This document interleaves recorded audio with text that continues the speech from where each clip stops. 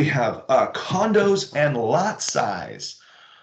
Something just came to my attention yesterday that the MLS is starting to crack down on how we list our condos when it comes to the size of the lot. So just a reminder, your lot sizes for condos is not a required field like it is for a residential home.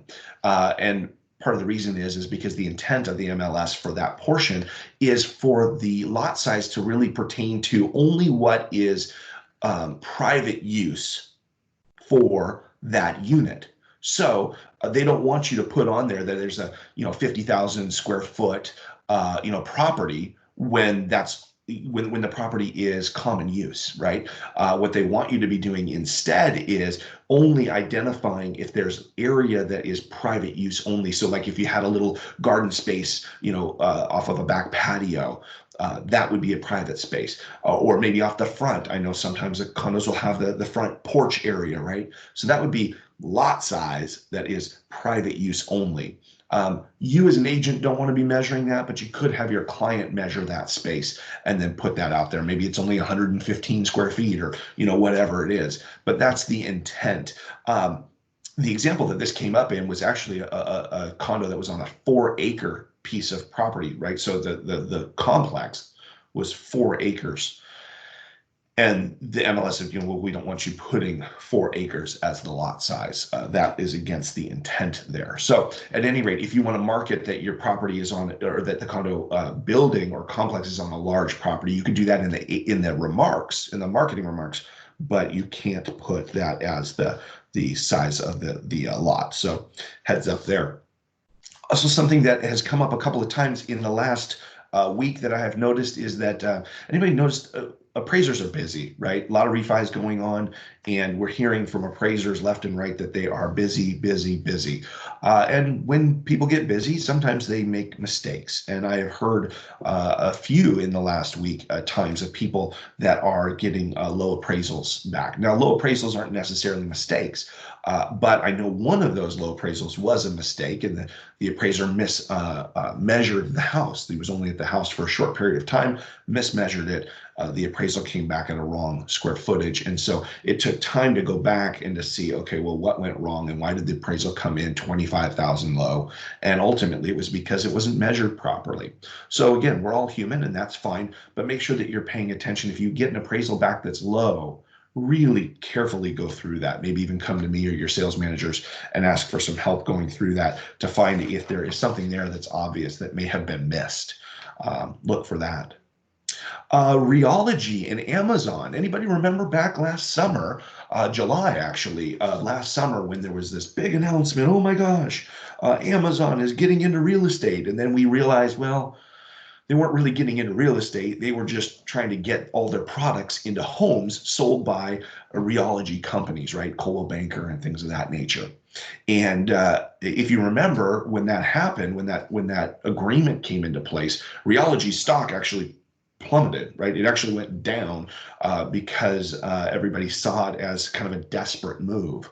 Well, the fortunate and the unfortunate, COVID has allowed them the opportunity to go, hey, here's a good opportunity to dissolve this arrangement that's really probably not in rheology's best interest. But just a heads up, that turnkey program is no longer. They have dissolved that. So that agreement or that relationship between Amazon and rheology companies is now no longer. So if you missed that, there you go. Let's talk about love letters. Everybody could use a love letter these days, right? All right, not those love letters, but we talk about love letters periodically, and I know you've heard me talk about, hey, there's liability there. You don't want to be having your sellers look at those. And if you took the core class that was offered by Washington Association of Realtors last week, they talked a lot about love letters. And the reason that I'm bringing them up is that I just heard a scenario that I just went, oh my gosh, that is terrifying. And luckily, it's not something that one of our agents did, but it is something to be aware of and to be paying attention to.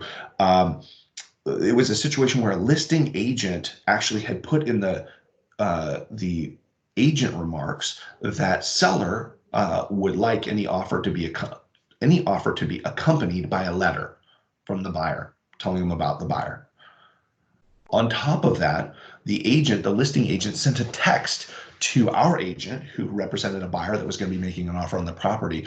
And that, I want to actually say what it said because it's very, very specific. It says that the text said, the seller, and then in quotes, wants to get a snapshot of who the buyer is, end quote.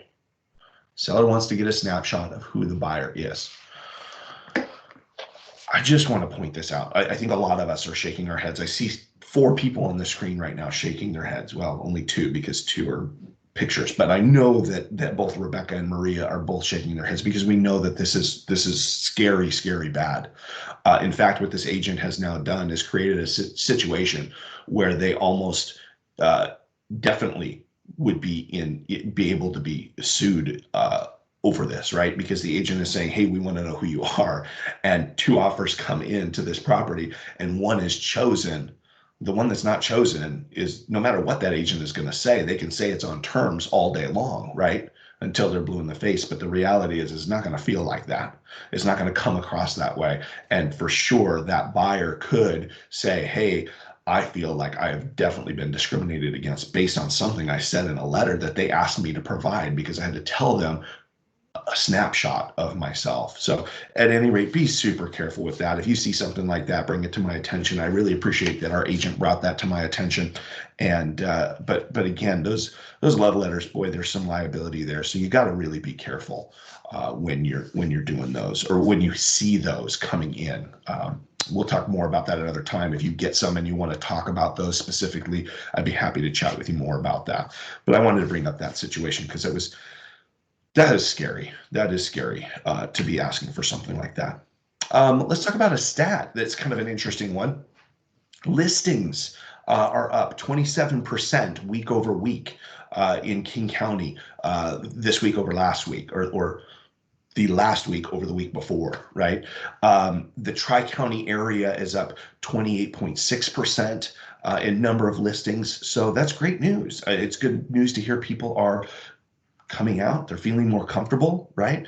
That's 3 straight weeks of increases of listings. So if you've got those buyers and you're running into the same situation a lot of people are, where you do have buyers that want to buy and you are finding yourself in a situation where you're dealing with multiple offers and difficult, buying situations, we do have more homes coming on the market and more opportunities.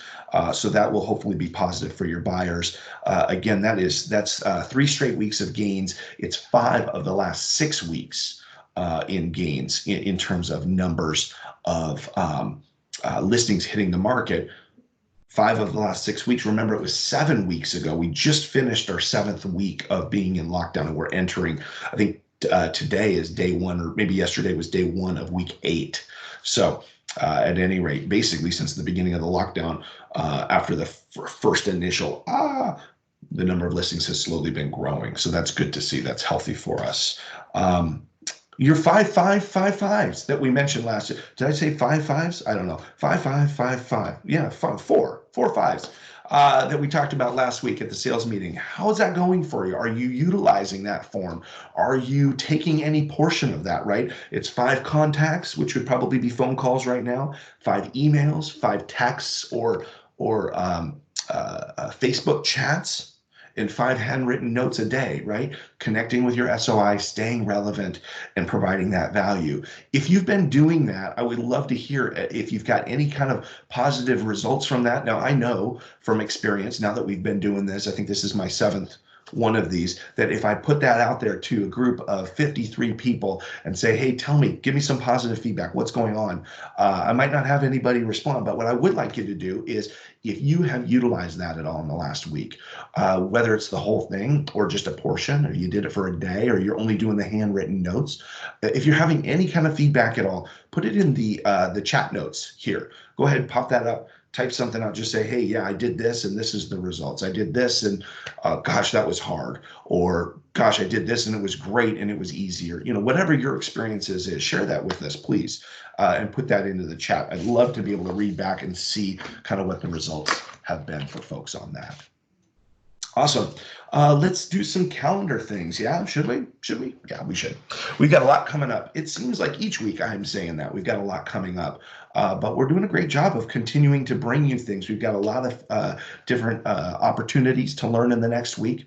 The first thing, though, that I will say is please, please, if you don't remember anything I say today, remember this. Next week, our sales meeting the time is going to change just slightly. And we're going to bump from 11 o'clock to 11:30. And I apologize. I hate to make a change. I do not want to change the time. It is the last thing that I want to do. But I have another meeting that I have to be on that is a huge manager thing, and that is going to go from 10 to potentially as long as 11:30. And so what I didn't want to do is be kind of bringing you in at 11 o'clock and say, hey, I'm going to try to jump in as soon as I can. Let's just make it 11:30, and we'll make one slight change one time, and then we'll be right back to 11 o'clock. So next week, again, 11:30, mark that in your calendars, 11:30. It'll be a little different. All right, what else do we have? Tomorrow, we have Prosperity, and Mark and Kara are doing a finance class for us from 10 to 12:30. I'll let Mark tell you more about that in just a couple of minutes. But that is, again, that's tomorrow, clock hours, free clock hours. If you need clock hours, you need to be on this class, right? Hands down for sure. Now, this is a class that Mark and Kara were planning to do before convention, actually, and then we kind of pushed it back because there was so much going on, and then the whole COVID thing. And so this is something that they're very excited. They've got some really good, neat information to share in that class, so make sure to be there. Let's see, what else do we have? We talked about Zoom Room already. Next week on Tuesday, we've got a Google My Business class. And I know you're, okay, well, gosh, Tay, you've been talking about Google My Business. We've had several agents individually have one-on-one appointments with Kelly or Janet to get your Google My Business set up. But what we're finding is that not only do we still have lots of agents that don't have their Google My Business set up, which, guys and gals, really, if you don't have it set up, people are Googling you. They are typing your name into Google, and if they're not finding you in a professional way that Google My Business sets up for you at no cost, it's free. If they're not finding you in that way, you're not helping your business, right? This is simple, and those gals would love to help. And so what we're seeing is, okay, we still have a lot of people that don't have this set up. And then we're also seeing that a lot of people that do have it set up, maybe their photo is the front of the building rather than their own photo. Maybe there's no photo at all. Maybe some of the information is not quite correct. And so what we said is, okay, let's pull together and let's have Janet and Kelly bring us some information about how to make those edits, right? Maybe about how to set it up in a group setting, because I know that some folks will be more interested in connecting in a group setting than a one-on-one. So let's give you that opportunity. And then at that meeting also, you'll have the opportunity to set up more one-on-one opportunities if you'd like with Janet or Kelly to help you in a personal way if you feel like, okay, in the group setting, I didn't quite get it, or I didn't quite get it finished, or whatever that looks like. They can help you with that. But this really is such an important part to your business. If you don't have it set up, you really need to attend this. This is going to be next Tuesday from 12 to 12:30. How simple is that, right? 30 minutes next Tuesday. So a big flyer will go out. Kaya created one of those. It looks amazing. It'll go out to you later today. Put that in your calendar. You will want to join us for that. Awesome. Okay, let's go. Let's actually hear from Mark. Mark, you there? Yeah. Good morning, everyone. Thank you, Tay. Absolutely. Good morning. Yeah. Well, everyone, I always want to talk about interest rates, and rates are still good. They've been very steady the last few weeks. Basically, right now we're in the low threes. For conventional loans under 510, 400, between 510 and 400, they're up in the mid threes. I locked a VA loan in yesterday at 2.75. The gentleman decided he wanted to pay a 0.5 point discount, and so otherwise he would have been at 2.875. So that gives you a fairly good idea of kind of where rates are presently, which are fantastic. And again, they're as low as we've ever seen. With that said, you know, the lending environment is great right now. For the most part, appraisers are allowed to do appraisals without actually entering the home. If a home's vacant, of course they can. But other than that, if it is occupied, they're able to provide an appraisal and without having to enter the home for the most part. So that's good news. You know, I've been in the business forever. Okay. I don't think I need to tell anybody that, but we've been through, at least in my career, and I know many other agents that have been in the business for nearly as long, have gone through 3 or 4 big recessions. And, you know, we're in one now. We're going to have a recession, even though it's not been declared yet. But the time to really get going on working and moving out of it is right now, even though we are in a position to where it's not so easy to be showing homes and everything else. You can't go into the office. My gosh, you're an agent and you can sell homes. And so I would do everything in my power to get yourself set up to be able to really move with people that maybe aren't wanting to look now because of COVID or not. So the market is great. We feel rates are going to stay low. So you want to really be prepared when we come out of this. And even right now, I just sent a couple pre-approval letters this morning on purchases. So there are people out looking and buying, and I know homes are coming on the market. So I just wanted to say that. Tay mentioned the finance class we're having tomorrow. I've taught this class for a number of years.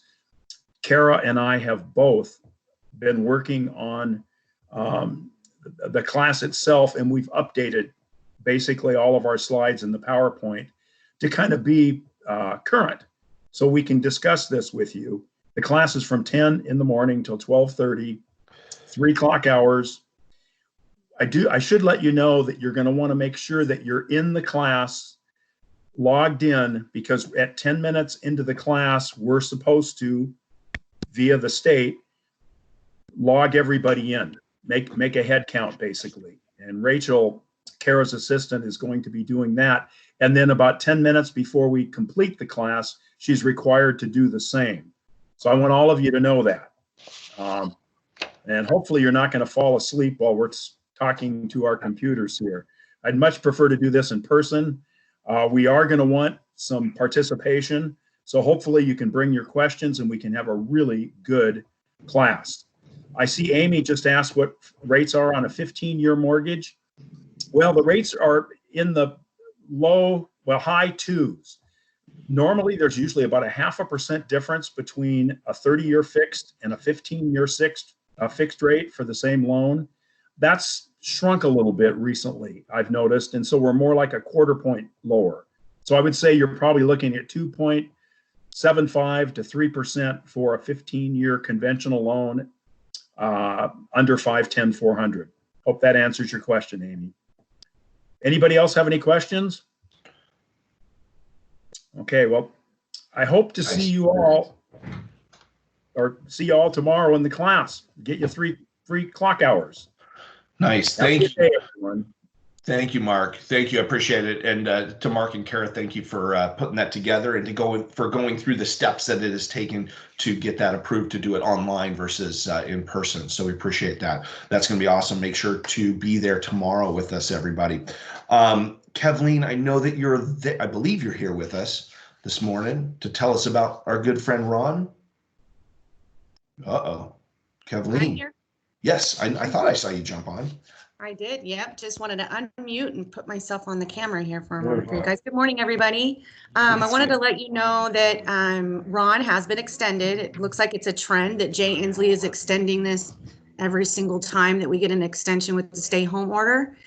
So Ron is in place. We still have really active Washington notaries trying to get on board to get their license and approved to do the Ron signings. And again, that goes into effect permanently October 1st, but we have an extension to May 31st for that. So we're actively still doing remote online notarization. I have a seller that I'm actually getting scheduled in New York to do that on one of my transactions. So that we have that in place. A trend that I'm seeing that I just want to share with you guys quickly is in the past 2 days, I've gotten 4 contingent offers, signed mutuals. So I don't know if we're going to that trend just with everything we've got in place. People still are having to sell transactions to purchase new ones. And I think that they're working that in with the COVID in place for extending too. So I just see that they're working with the further day out and allowing contingent offers to come through. So seeing a lot of those. One thing I just found out yesterday too, and this falls in place for all cash transactions or hard money transactions, anything in King County purchased over with the sales price of $300,000, paid in all cash or hard money financing, which there's not a lot of hard money lenders financing right now, but we have a select few. We have to do the FinCEN reporting paperwork to the financial bureaus, and that's just been extended. So if you don't have a lot of all cash transactions or hard money investors that you're working with, you may not even cross that. But if you do, that's still in place. So yeah, that's what I've got to share today. I hope you are all doing well. Nice. Thank you, Kathleen. I appreciate it. You're welcome. Go ahead and I'm going to go ahead and mute everybody again. I think we've got some noise in the back. Anyway, no, great. Thank you very much for bringing that. I appreciate it. So I mentioned in my calendar invite that today we're actually going to start a 3-part series. I was thinking a couple of weeks ago that, hey, you know, we have been kind of through this period of kind of all this unknown and uncertainty and everything else, and we've kind of gone through it and kind of come to a place where I think we're all kind of settled, right? I think sure there's uncertainty in some things, but I think that we're all in a place where you know, maybe COVID isn't the only thing that we're concerned with anymore. We're maybe concerned with still, you know, working on our business and building things and doing things, whether our business is more virtual right now or still hands-on, or how you're doing that to be respectful to your clients. I think it's time, right, to start to come back and go, hey, we still need to build our business. We still need to be investing in things that will help us long term as we kind of start to come out of this whole situation. And one thing that really resonates with me is the concept of mindset, skill set, and actions, right? You need a mindset to build the foundation for your business, and your skill set then will build on top of your mindset, and then it's really your actions and where you're going to go and what you're going to do to get there. And I really think it's a kind of a 3-part thing. So today is day 1 of just talking a little bit about this you know, concept of a 3-part series. Today we're going to talk a little bit about mindset and getting back to the right mindset. I think we've been doing this long enough to where we might be lined up to have a checkup from the neck up, right? And to kind of look at ourselves and go, okay, over the last, you know, period of 7-8 weeks, have some of the great habits that we had been utilizing and exhibiting, have some of those kind of gone by the wayside? Have other habits kind of come up that have been maybe not as productive? And what can we do about that, right? And I think mindset really starts with focus. At the end of the day, if we're not focused, if we don't have a plan, if we're not intentional, then we're going to have problems, right? And what we focus on, we know this, that what we focus on will expand, right? So your thoughts become words, and your words then become actions, and your actions become those habits. Whether they're good habits or bad habits, your actions ultimately will determine that. But it starts from your words, right? What are you saying? What are you feeling? What is your focus, right? A golfer who's trying to you know, hit a golf ball, if he's thinking or she's thinking to herself, don't hit it in the water, don't hit it in the water, don't hit it in the water, where are they probably going to hit it, right? In the water, because your mind is just thinking about the water. You're probably ultimately going to end up there. But if you're thinking, I'm going to hit it on the green, I'm going to hit it on the green, I'm going to hit it on the green, could you still hit it in the water? Well, sure, but are you going to have a much better likelihood of hitting it on the green? Absolutely, because if our focus is in the right way, we have a better opportunity to get there.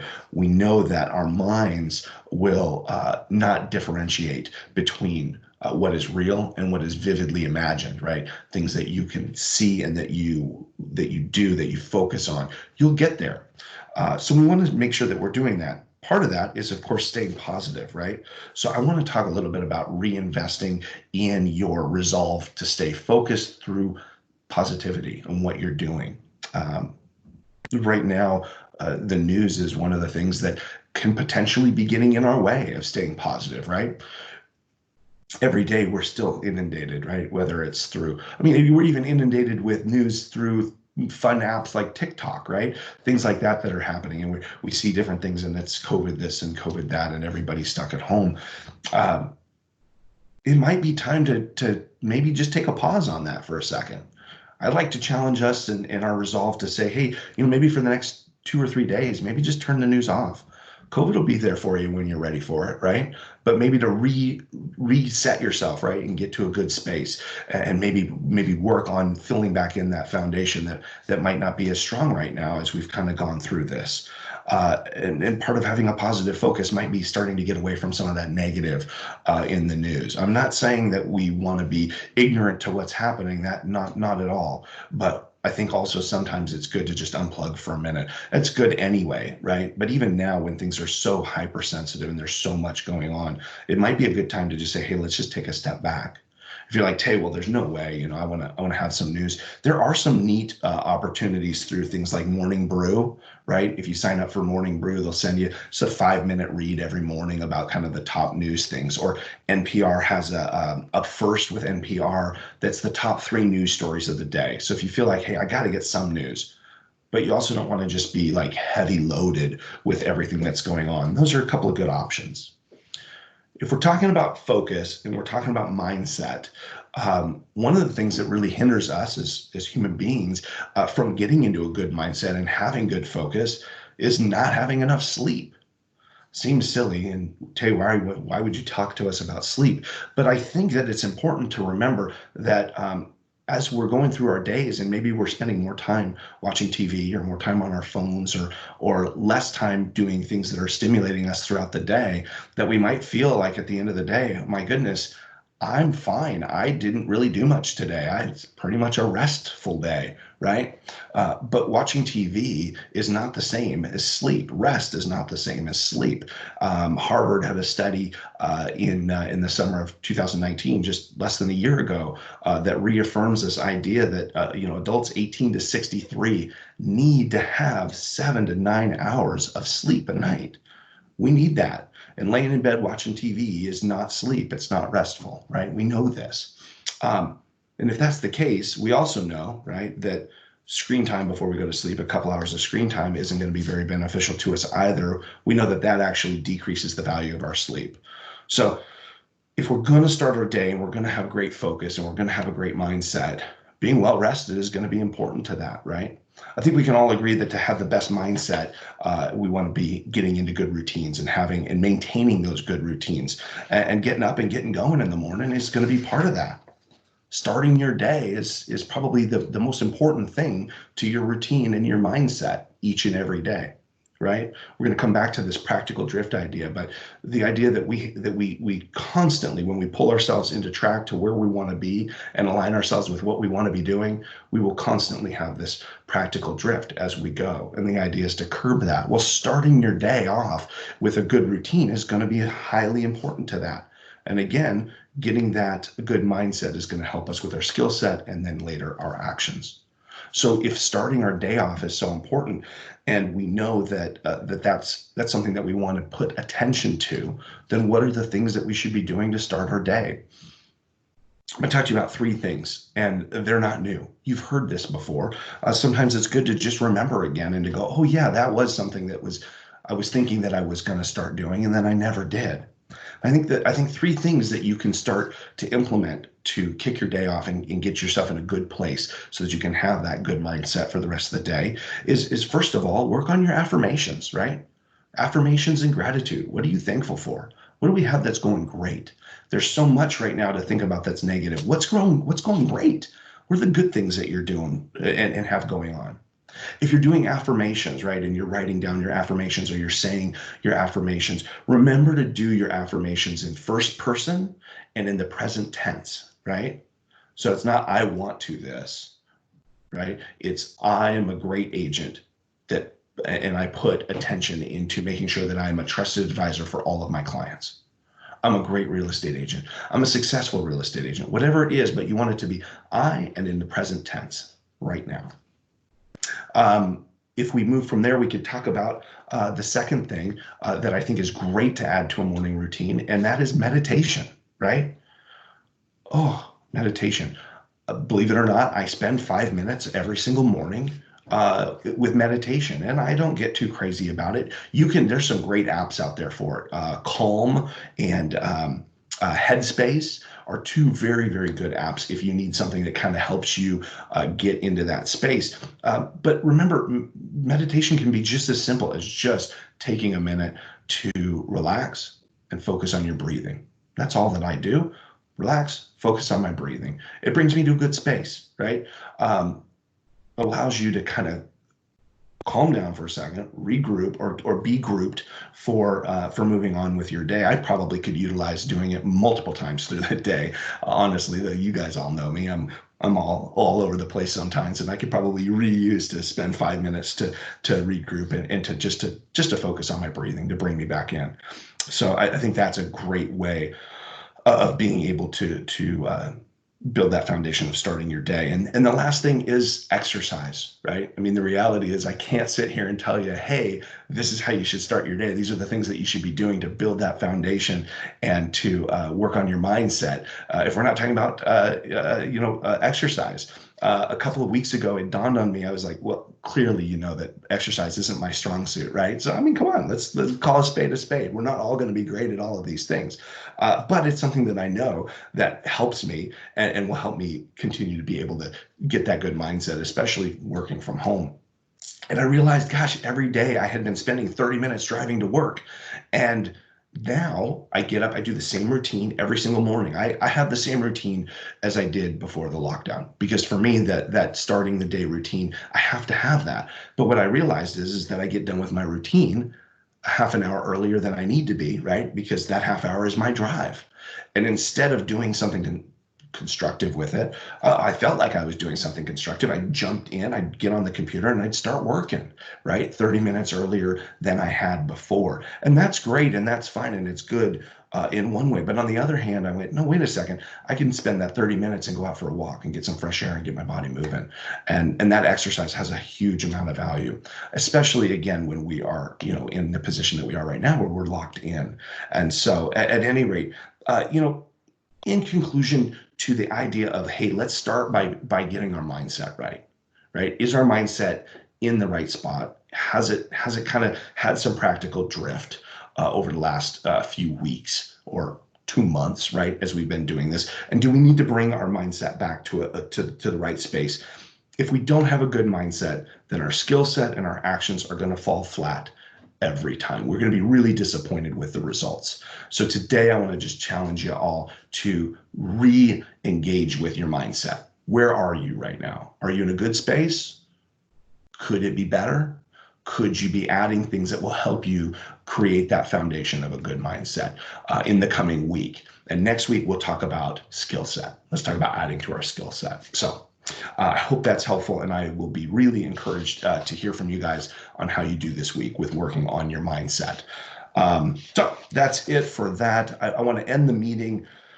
We will do questions. We've kind of not had a whole lot of those lately, but I will open up for questions. And again, here I'll bring up the questions thing or the conversation screen. Oh, looks like there's all kinds of things in here. If you've got questions, you can put them there. Also, you can put your new and price reduced in the meeting chats, and so you can get those out there for everybody to see. I'm going to end the meeting with it looks like somebody unmuted themselves. If you did, just mute it again, please. Thank you much. I'm gonna give away the Buffy and the Warren. So this week, the Buffy is going to go to Stuart Stedman. And the reason that Stuart is getting the Buffy this week is very simple. And that is that, what he does really aligns with what I'm talking about today with getting a good mindset. He's got a specific goal. He knows what he's doing every day. Stuart's in the suit and tie every single day, right? He's working hard. He's intentionally going about his business. However, he sees that it's safe for his clients and how he can do that and be a great advocate for his clients. But it's about that having a routine and getting a great mindset. So Stuart, congratulations. You're doing an awesome job, man. Buffy to you this week. The Warren in West Seattle is going to go to Bruce Butterfield. Bruce, I am giving you the Warren for a very simple reason, and that is that not only myself, but others around you, some of your peers and other staff members have even noticed Bruce is on everything. Bruce is at every training. He's on every Zoom room. He's at the sales meetings. and engaged in helping and sharing and giving ideas. And I've been really not impressed, but it's really inspiring, right? To see people that are really diving in and getting after it. And I know that Bruce is working really hard on his business and building his skill set through the lockdown. So Bruce, to you, the Warren, my friend, for this week. Well, thank you very much. You're very welcome. Very, very much. We definitely, yes, Alice, absolutely. I think a lot of us have definitely been noticing and have been inspired by what you're doing with your business. So thank you for that. With that, if anybody has any questions, feel free you can either speak up or you can type them in. Pam has, with American Home Shield, has posted in here that Front Door has contributed, holy Toledo, $756,500 to Feeding America, probably in the month of April. That's amazing, fantastic. If I'm scrolling back, I see some things. Maybe are there questions back here? Let's see. Alice says we don't usually add the lot size. It autofills by realist and MLS. Yeah, but again, we want to make sure that we're not putting in the lot size. It's just apparently what the MLS is saying is that that's not the intention of that field. Mark, what are the rates? Great. Question for Mark and Kara. Mark and Kara, have you heard of the mortgage credit certificate for VA? I understand they have discontinued it, and then, oh, here we go. Those, let's see, discontinued it, but those who are grandfathered in, can the vet refinance without losing it? Mark, are you seeing this question? Oh gosh, right under it. See, that's the problem. Maybe I shouldn't try this. Mark has answered that question right under it. So perfect. A great idea on the insight timer. Beautiful, beautiful, and a lot of positive stuff to Bruce and to Stuart. All right, with that, I will go ahead and adjourn. Thank you very much. I appreciate y'all being here. I will see y'all soon. Have a great week. Bye. Bye. Bye.